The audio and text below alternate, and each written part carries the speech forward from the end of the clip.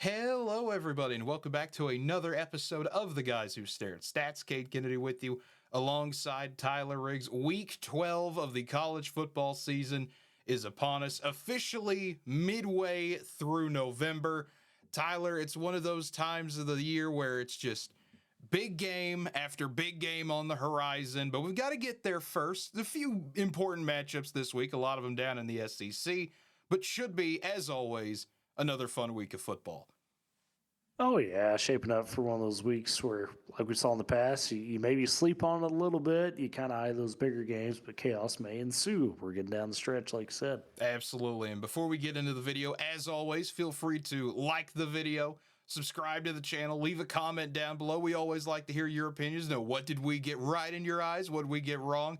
Just what are your thoughts? Maybe it's a game we didn't cover this week. But either way, folks, at 92 subscribers, we're going backwards. Need to get to 100 here. Trying to get there before the end of the season. Just see what we can get there. So, it only takes a moment or two of your day to hit those buttons, leave a comment, and all that helps a lot with the algorithm. And we sincerely do appreciate it. My takes were too spicy. I apologize. I lost this one. So maybe, but the spicy takes won't stop. Just letting you know. Yes, they won't stop. But either way, the first game to get into, Tyler, the massive one of the week, Saturday Night Football down at Athens, Tennessee and Georgia. Georgia, a little bit odd seeing them with two losses, kind of a game where if they lose this one, they're potentially out of the playoff race for a while.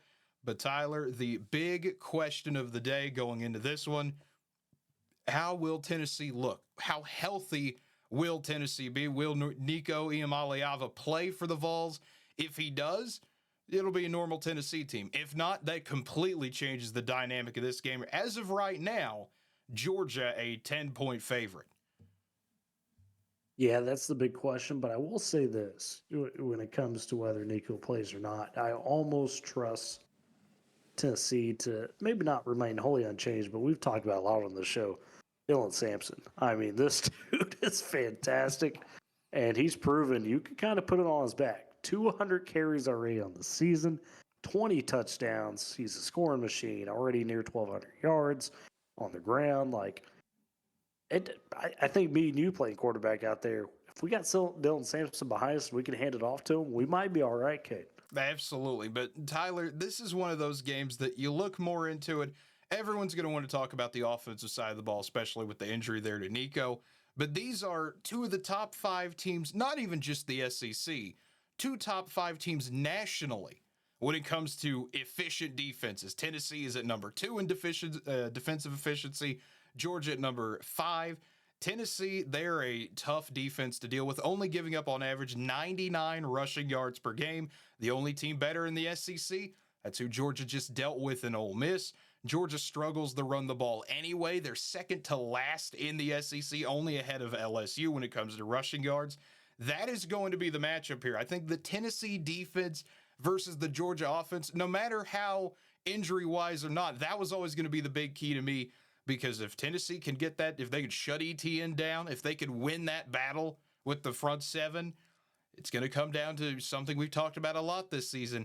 How well is Carson Beck going to play for Georgia? Is he going to be mistake prone or not? Is he going to have a lot of time in the pocket? Can he throw maybe one interception at the absolute minimum? If that happens, Georgia should be in good shape. If he comes out, plays well, is composed, it's a home game for Georgia, that helps a lot. But if he comes out and it's another 2-3 interception day, like you said, it may not matter who Tennessee has at quarterback.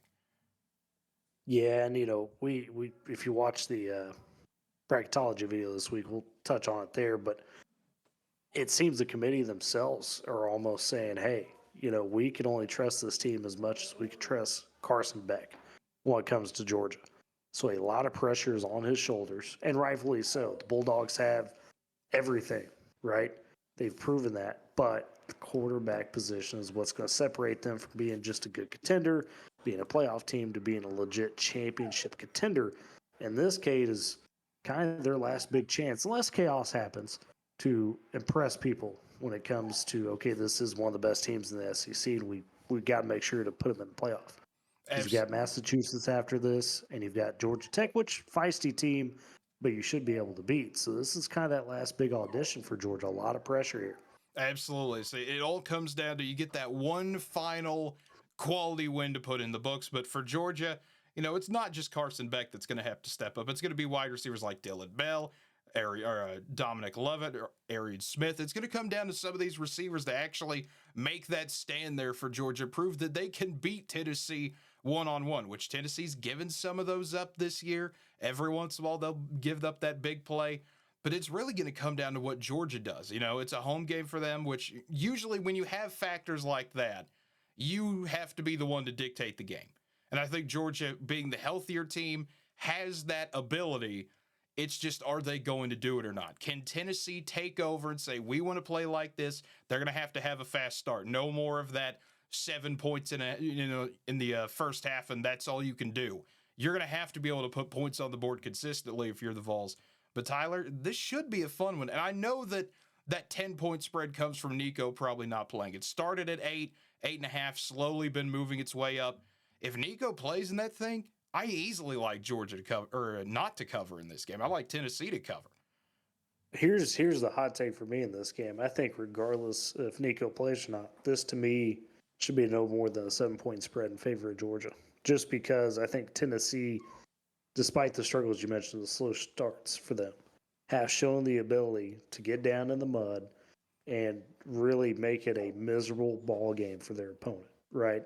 They've done that throughout the season. So I see this playing very similar. I think the defense is dominating the first half.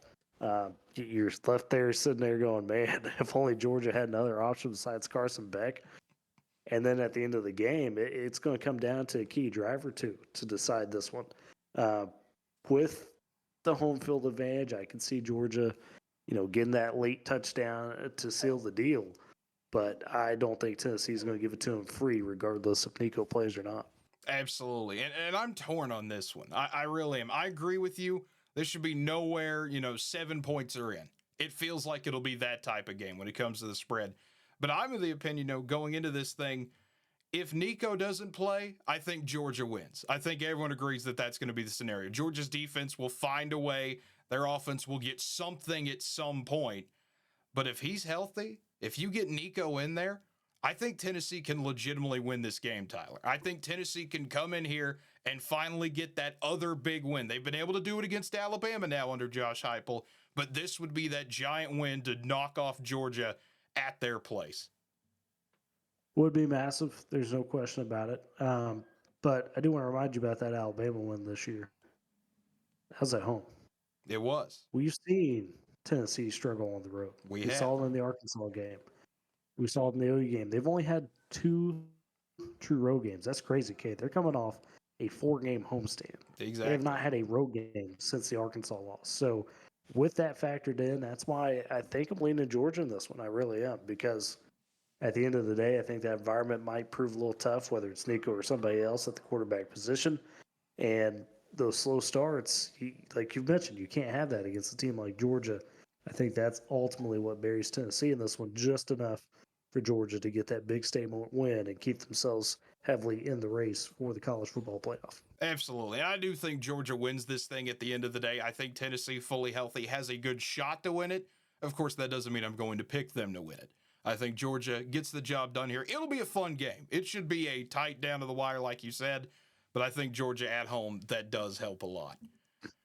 But Tyler, we've got to get to the next one. Staying in the SEC, going to LSU and Florida, a game that you'd think, okay, why is this second on the list? It's number 22 LSU going to a 4-5 Florida that got absolutely decimated by Texas. What is the deal with this being a big game? Well, number one, it's a rivalry game. Rivalry games always have that weird factor to them. This is an LSU team that's been in a tailspin the past few games. You look at it, Tyler, the loss to A&M, where you go, well, that's only a 15-point loss. It was a complete game changer. Marcel Reed comes in, LSU falls apart, loses a 10-point lead. A&M turns it, into a complete rout going the other way. And then the Alabama game, where LSU just gets absolutely dominated at home, just nothing doing for them there. Now you've got to find a way to pick up the pieces, go to the swamp, and try to get the job done. And the thing that makes this so difficult is DJ Lagway might be back this week. Again, another dual threat quarterback going up against an LSU defense that has not handled that well. Didn't handle it well at all against Jalen Milroe. Nearly gave up 200 rushing yards to him alone and 4 touchdowns. Marcel Reed, he played fantastic against them as well. That is where LSU has been struggling. And a team that, you're already starting to feel that pressure coming with the fan base. People starting to get irate at Brian Kelly again. This could be a game that if LSU finds a way to lose this one, oh man, you're never going to hear the end of it this season. No, and you're striking the right chord there on that point because let's face it, at the end of the season, if you're not a Georgia, an Alabama, an Oregon, Ohio State, there's going to be a hot name for all your fan bases to say, hey, we need to get this guy. It's going to be Curt Cignetti, right?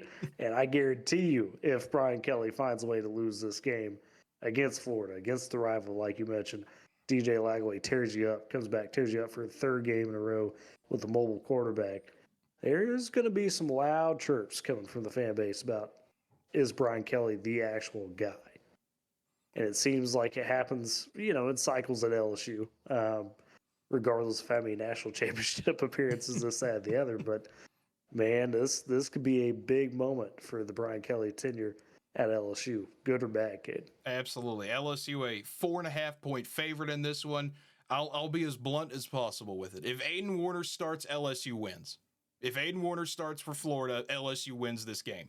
Because I think what's going to be LSU's saving grace here, Florida does not have a great secondary. They are not a great pass defense. They don't do anything there that really comes out and surprises you. It's going to come down to Garrett Nussmeier. And I don't know how many times we've said that for LSU this season. I'm going to say the stat. If you've watched any of our previews, when we bring up LSU, I say this. They have the worst rushing offense in the SEC. They are a very one-dimensional team. Now, that dimension is usually pretty good when it comes to throwing the ball.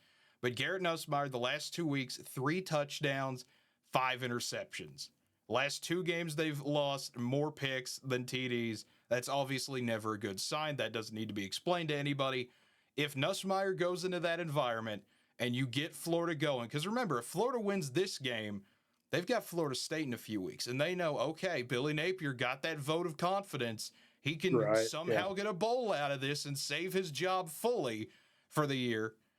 Things, I'm not going to say they look completely bright at Florida, but they start to feel a lot better.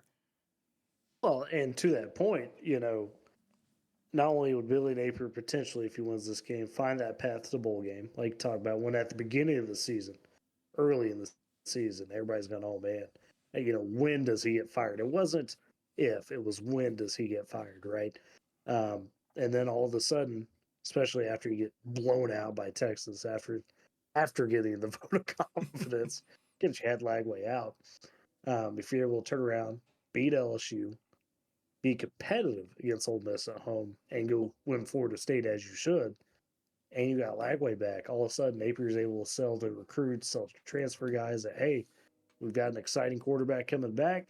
He's young. He's going to improve massively, and this could be a really good team next year, right? So he's got something to sell if he's able to win this game, whereas you take another pummeling, Lagway or not, all of a sudden that vote of confidence doesn't look so good, and you might hear those whispers get louder. So a lot on the line for both coaches in this game, Cade. Absolutely. It's one of those that, you got to love it in the SEC where you can be a 6-3 team and be ranked, and that's not good enough for anybody.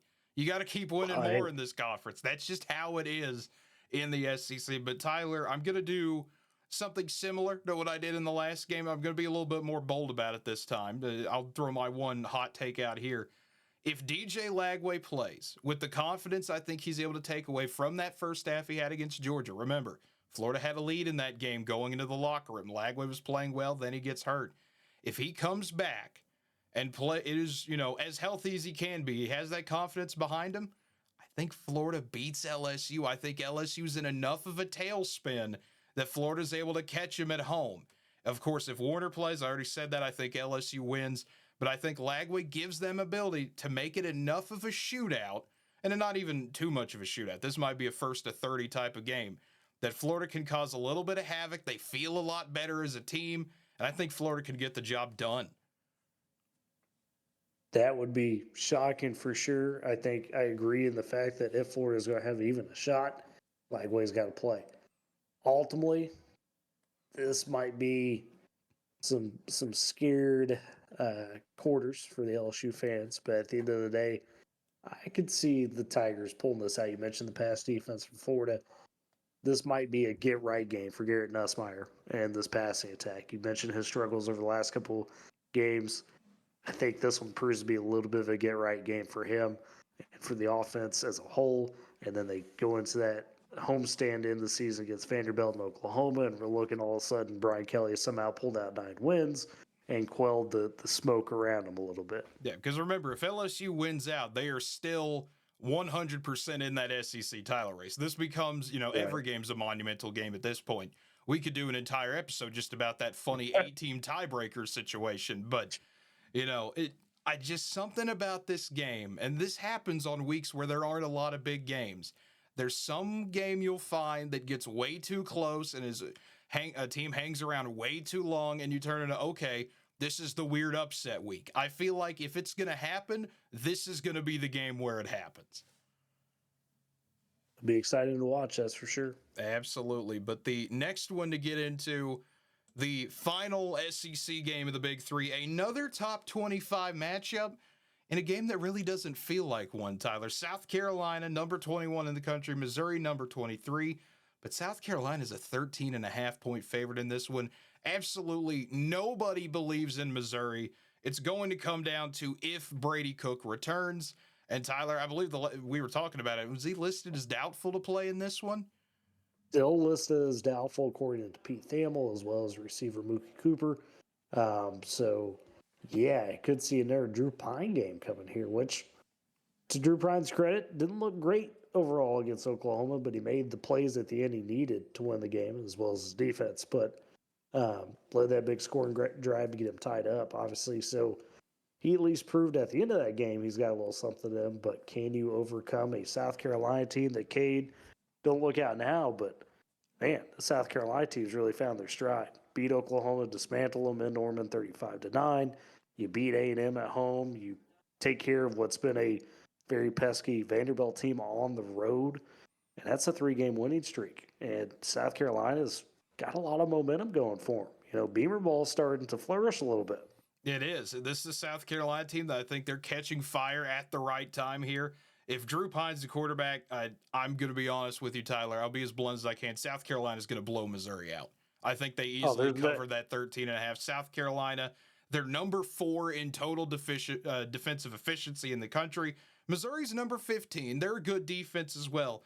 But South Carolina, with their great defensive line they can shut Missouri down, I think, in the run game. Nate Noel, he'll have somewhat of an impact in there. Missouri's got some good running backs. But South Carolina, that D-line they have where everybody is NFL caliber, I just think South Carolina will be too much for him. You force Drew Pine to do everything, and I don't think he can do it 2 games in a row. Well, I think even if Brady Cook plays, he might not be 100%. And that's where I'm at with that too. Yeah, and we saw the kind of the layout that Oklahoma provided against Missouri last week, albeit in a losing effort. Defensively, outside that last drive from Missouri, really shut down the Tigers, right? So, and we know South Carolina has a more lively offense than what OU has had this season. So, Missouri might not get that chance to be able to it be a close game entering the fourth quarter if you're having some of those same struggles you had against Oklahoma, because South Carolina probably capitalizes a little bit better. Absolutely. And Oklahoma was able to do some things in the run game late there in Columbia against Missouri. I think if South Carolina can continue to build on that, they've got Rocket Sanders. They've got Lenore Sellers. You can get either one of them going in the run game, and you're going to have a big day. And if Sellers can really, if he can start to throw it downfield on Missouri, Missouri's a good passing defense. So that would be a great sign for South Carolina there. But either way, I like South Carolina easily in this one. Yeah, I think the momentum that South Carolina's built over the past few games is going to continue to prove big in this one. They're almost a 2-touchdown favorite. Beamer ball has arrived.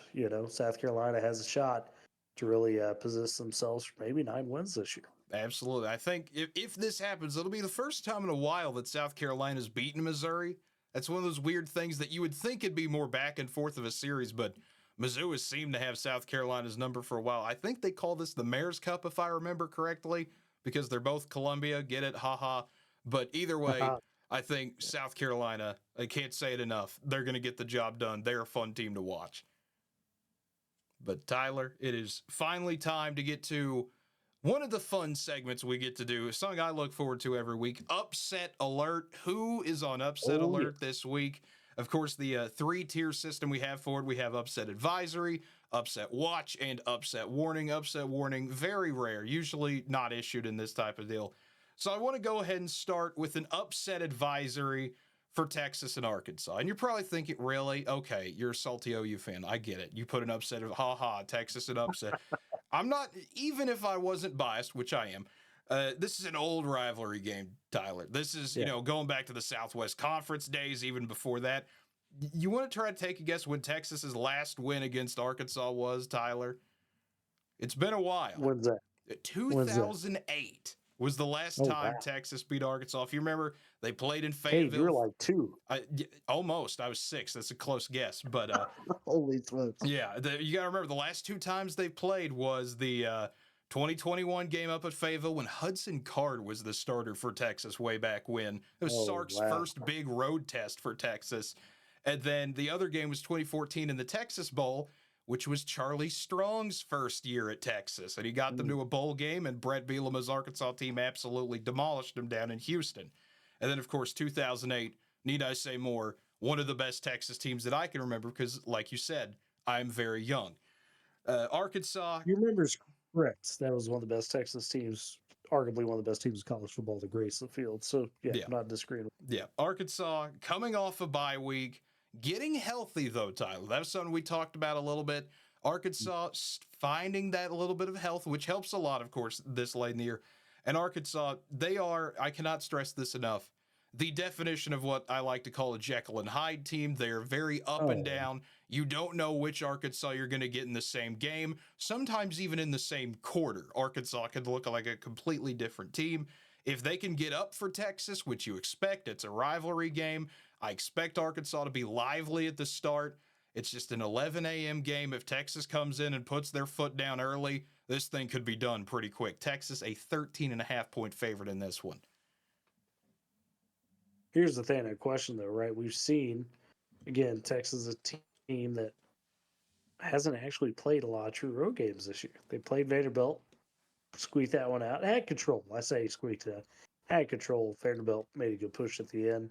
Michigan took care of them, which was a big statement back in the second week of the season, but we found out Michigan not really a great team. So this Texas team hasn't had, a big road test. You could argue that until A&M, that's their only real big road test. And Arkansas, like I said, Jekyll and Hyde team. If they get, Taylor Green back, Jaquinta Jackson back for this one, which it looks like it's trending in that way, all of a sudden this becomes a much different Arkansas team that is a bit more capable, I think. Absolutely. I do want to mention, we talk about defense being able to travel. Texas has the most efficient defense in college football. Some of that you could say, well, look who they've played. We've talked about this. This has been harped on a lot this year. We'll probably talk about it more. If you'll listen to the bracketology video, you can hear a bit more of this discussion. But this is a Texas team. A lot of people are coming under fire on them, saying, look, who have they really played? Do they really deserve to be the number 3 team? All this other fun stuff. I think Texas, they have the ability to make another statement here. Say, hey, this is a rivalry game at a place that has been unkind to us a lot in, not just recent memory, but historically. If you could come in here and get that offense really to work. Arkansas does not have a good secondary. You saw this against Ole Miss. The Rebels were able to drop 63 on them. Get someone like an Isaiah Bond going, or even Gunnar Helm, a great tight end for Texas this year. If they can get that offense going, Texas can take care of this game easily. But like we've said, Tyler, when you let a team hang around for a while, if you let Arkansas, a healthier team, if they get up for this game like I know they can, this could be one of those 4-quarter fights that you're scratching your head going, how in the world is this a ball game with this late? Yeah, you could, but as we get kind of to look at it a little bit more, I don't want to blow it up too much, but that win for Texas last week, I know people are going to say, not a great Florida team, sure, but Quinn Ewers finally kind of looked like the Quinn Ewers people were wanting him to be through most of the season. He's dealt with that injury, obviously. Seemed like he had it firing on all cylinders last week. Um, and I mean, was spreading that ball out. It was going to everybody. They were all getting involved. So, and Arkansas, granted, a little bit better defense than Florida, but that confidence sometimes really plays a big factor. So, based off that and that momentum built there, I do think Texas has what it takes to come in here. Maybe it is a little close early, but ultimately, I see Longhorns pulling away in this one and taking care of business. And that's where I'm at. As much as I can try to hype this thing up as something bigger than it is, Texas is going to win this game. There's no doubt in my mind. Maybe Arkansas finds a way to cover if a lot goes their way. But at the end of the deal, Texas once again is going to prove that they are still a really good team, regardless of what you think about their schedule. Being said, like we pointed out, things come together early.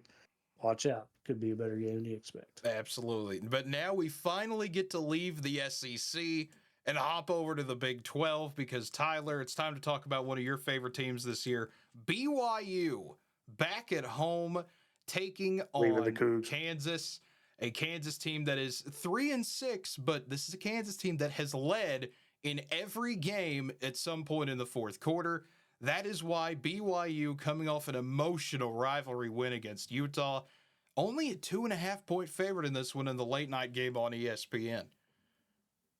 Yeah, Kansas is pulling the Nebraska. Hey, we're the best 3-6 team in the country, and I wouldn't argue with them. I mean, all your losses, outside of the TCU game are one score. So I could buy into that. And it's a Kansas team that, while not reaching the expectations that they wanted to at the beginning of the season, still fighting for a bowl game.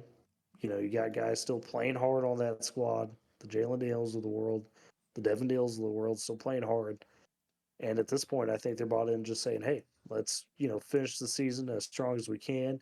You got a chance to be a chaos bringer in the Big 12 at this point with BYU and Colorado. Your next two games, those are huge opponents because those are the two teams standing atop the Big 12 right now.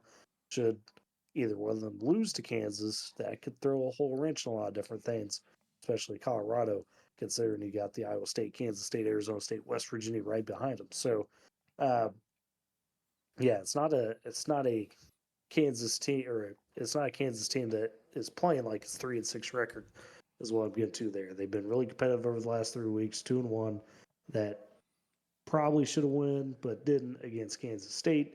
And you got to be careful. Got to be careful if you're BYU here. Absolutely. This is a Kansas team that, they finally, A, closed out a game, and B, just came off their best performance of the year against Iowa State. This is a Kansas team that, Jalen Daniels will put points up on you. He is a dynamic enough quarterback that Kansas will put some points on BYU. The only problem is Kansas's defense is not that great. BYU is going to be able to put up some points on the Jayhawks as well. This could enter shootout territory. I'm not going to say that it does, but I think there's the potential there. But at the end of the day, it's a night game in Provo. BYU is going to have all the spotlight on them when it comes to it, and that's when they really shine the best. By the power of the moon, Tyler, BYU, it's an upset watch game, but I like them to get the job done. Oh, I think this plays a lot like the Oklahoma State game. This might be a seesaw battle for BYU, and whoever's kind of got that ball last and can squeeze the last momentum out might be the winner. So as much as I believe in the Cougs, it would not surprise me that you look up and see Kansas has pulled it in the last moment.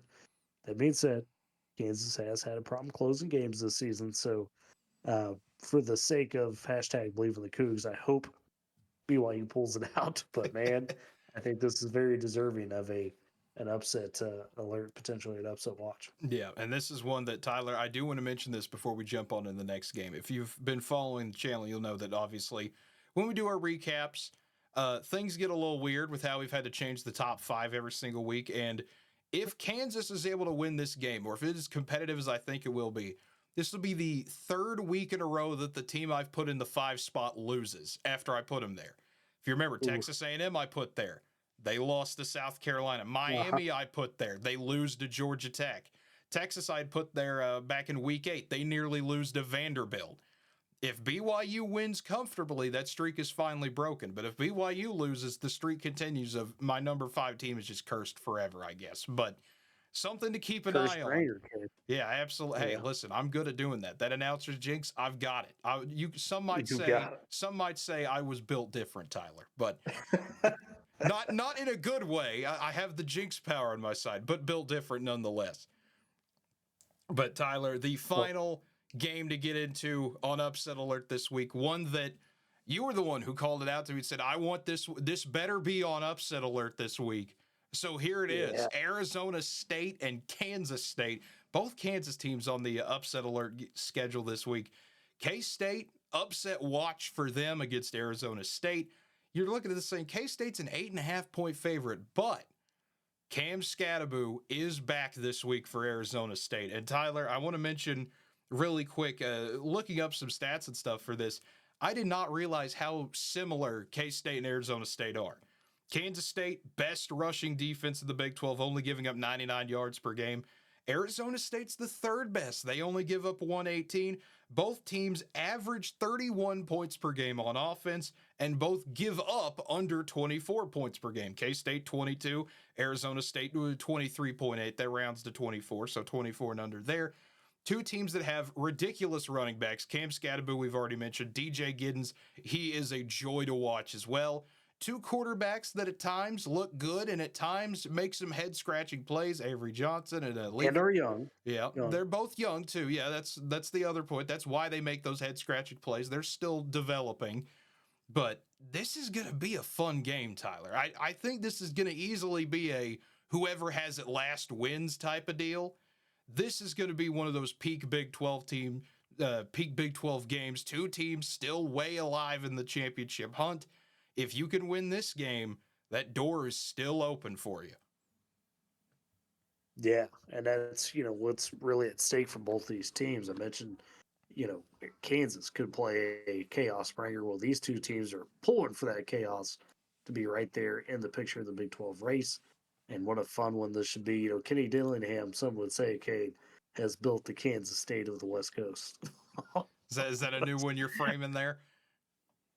Maybe. But no, I mean, it's crazy how similar these two teams are. They rely on, kind of a hard-nosed offense at times, a good running back, like you mentioned, that could, bring that style to quarterbacks that are promising but still young, and defenses that I think Kansas State's defense always gets a lot of credit, but I think Arizona State's defense is a little underrated at times, and you wouldn't say that by their scores throughout the season, but they do make big plays when they need it.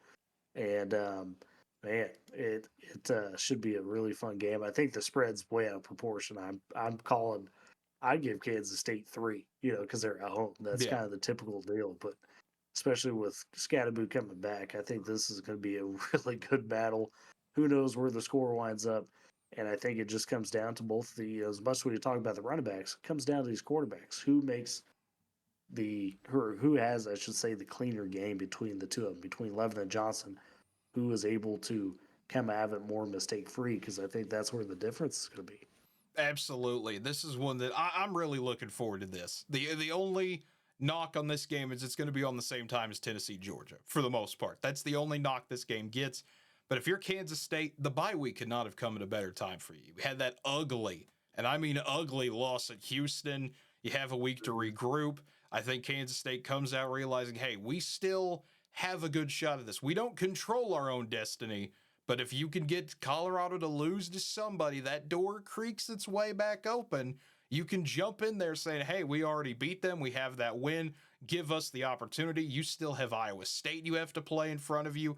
You've got the ability to knock some of these teams out of the way. That's why I like Kansas State, as much as this pains me to say it, because Cam Scatterbo is that guy. I think Kansas State at home in the Little Apple gets the job done.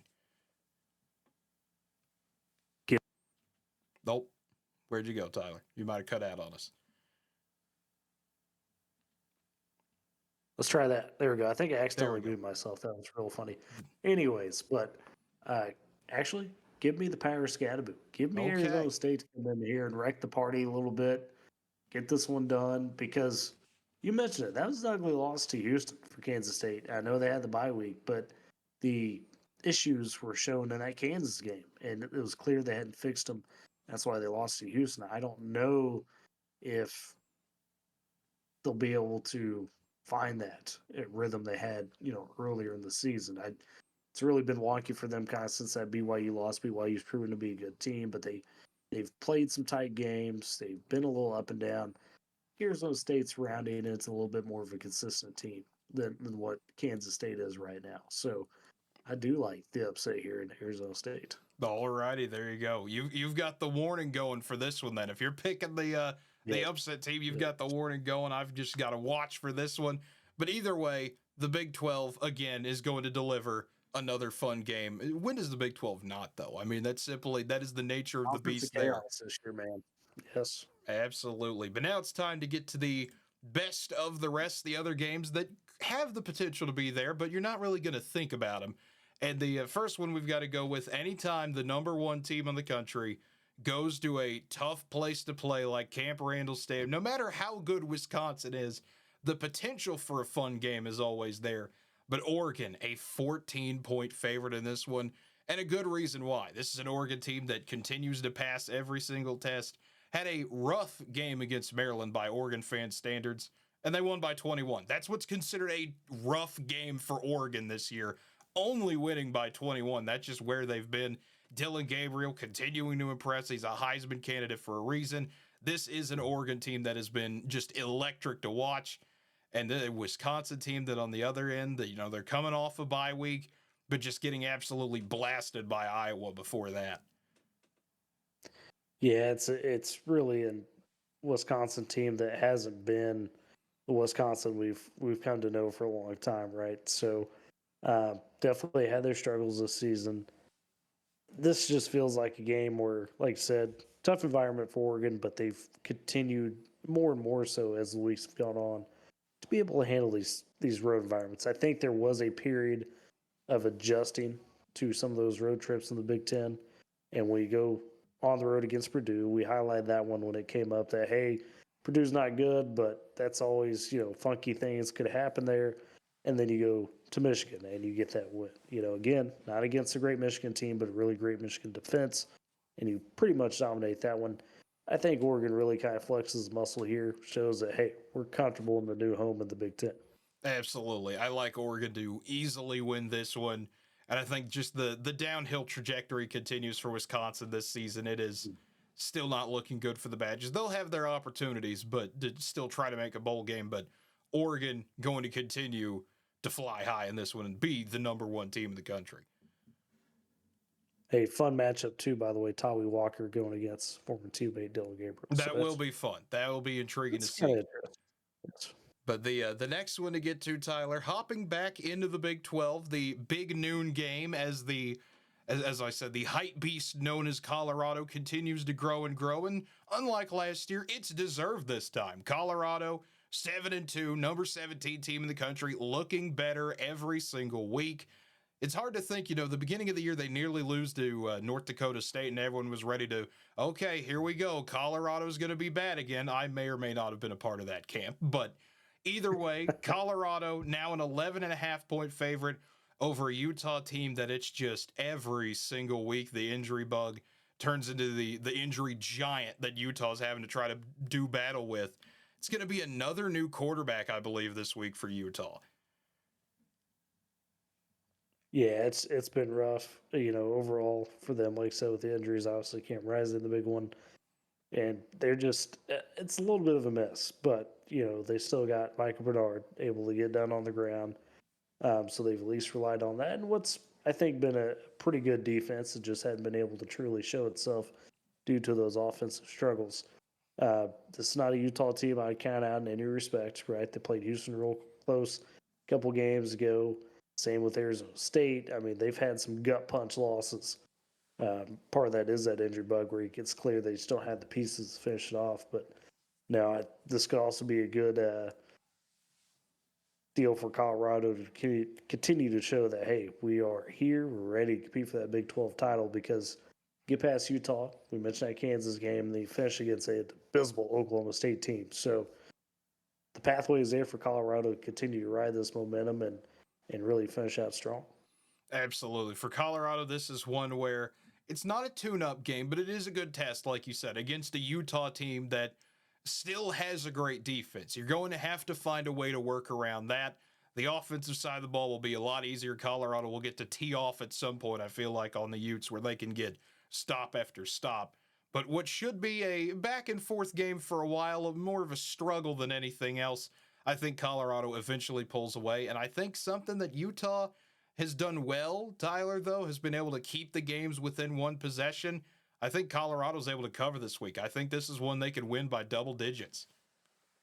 And that would be a statement that's not played up big nationally, but would mean a lot, I think, for Colorado and the evolution of where this team has come and evolved to from last year's squad. Absolutely. I mean, to go from last year where it just seemed like a not a disaster, but definitely, a big disappointment for everyone on the outside looking in. But Colorado saw it as, hey, Right. we won 4 games. That's 3 more games than we won the year before. We just want to be decent again. This is the best Colorado team since 2016 when they won 10 games and competed for the Pac-12 title. That road to getting back, they've reached it already. They're bowl eligible. They're in the Big 12 championship hunt. This is where Colorado wants to be in the middle of November. I think once again they proved that this week. But Tyler, we have one final game to get to on Best the Rest. It was one that you said we had to talk about, and I said why. So I'm going to let you take the floor here. As Boise State is a 13.5-point favorite over San Jose State. Yeah, this is a game where if you're, an Army, if you're a Tulane, you are circling this one because if there's a chance, especially with the way Boise State's been playing over the last few weeks, we've talked about it, much to the dismay of our Ashton Genty Heisman hype. A little shaky against Nevada. Survived a good UNLV team, crushed San Diego State, but that was the only kind of non-close game within that island of good teams. And this folks, is definitely, I would say, Boise State's toughest test remaining. If they're able to get past this, they're probably skating to the Mountain West Championship and into the college football playoff. But San Jose State has a guy, a combo. You like the running back and Floyd Chalk the fourth. Great name. Yeah, Great name all name team, absolutely. Fun running back to watch. Of course, going to get good player. Yeah, Good outshadowed by Ashton Genty, but who doesn't at running back? Yes, but San Jose State's got a guy that when you look back in a few years, you're gonna go, man, why was he at San Jose State? He's had a great career, really good player. Nick Nash, the receiver, 6'3", already at nearly 90 catches on the season, over 1,150 yards, 13 touchdowns. He is the show for the San Jose State squad. We know Boise's defense hasn't been perfect this season, so this could be a battle, a fireworks between Ashton Genty and Nick Nash taking turns making huge plays for their team. This could be a shootout. This could be one of those where Boise State really finds themselves on the ropes and might have to dig deep. I know it's a 2-touchdown spread, but I don't buy that. I think San Diego State's going to get up or San Jose State, excuse me, is going to get up for this one, and it might be a heck of a contest. Might be one to keep your eyes on. Absolutely. The one of the later games on CBS Sports Network should be, like you said, it's a big game. San Jose State trying to stay alive in that Mountain West title race where you got 3 good teams in front of them, Boise, UNLV, and the other team, Colorado State, who no one's really talking about, but they're undefeated in conference play. This is a Spartans team that I do like. As you have your guy in Nick Nash, I've got Floyd Chalk the fourth. Amazing combo they've got offensively. It's just, that battle of how well can you contain Ashton Genty. I don't know how well San Jose State could do that. I think this does turn into a shootout a little bit, like you said. But at the end of the day, I still like Boise to win this one. Cade, San Jose State, 4-0 at home this year. Okay. 4-0 at home. You're trying The to only other will team this thing undefeated at into home in the Mountain existence. West is Boise State. Just saying. Okay, you're just trying to will this thing into existence here, so you can come back next week and say, "Hey, listen, America, I called it." I don't know if I'd be that braggadocious, but I mean, I'd be you'd like, have Big it. Nash is the truth. You'd have it here Steelers, on please YouTube. draft. Yeah, you'd have it here on YouTube to point to everybody and say, "Hey, I'm going to clip this, post it on every social media platform you've got. Say, hey, I called this." But either way, Tyler. Hashtag believe in the Spartans. Okay, there you go. Now you got 2 teams you're trying to bring the big advocation for. But either way, like we've talked about, Tyler, should be another fun week of football. And every once in a while, like we said at the beginning, you get a week like this where things get a little weird. There aren't too many giant matchups that stick out at you. And that's often when these things happen, where it's just, okay, something, chaos breaks containment. We get some upsets that shouldn't happen. And that's when things can get really fun to talk about the week after. So, folks, if you want to stick around for what might be a fun Week 12 recap when we get there, feel free to like this video, subscribe to the channel, hit the notification bell to always be notified when new videos come out, and leave a comment down below if there are any other games you want to talk about that we didn't cover here, anything you agree with us on, disagree with us on, feel free to leave that down below. We truly do appreciate it. We do read them. We talk about them on the show, all that fun stuff. You can become a part of the show. That's the easiest way to do it, is just to leave a comment. But folks, we sincerely do appreciate that. And until next time, have a good one, everybody.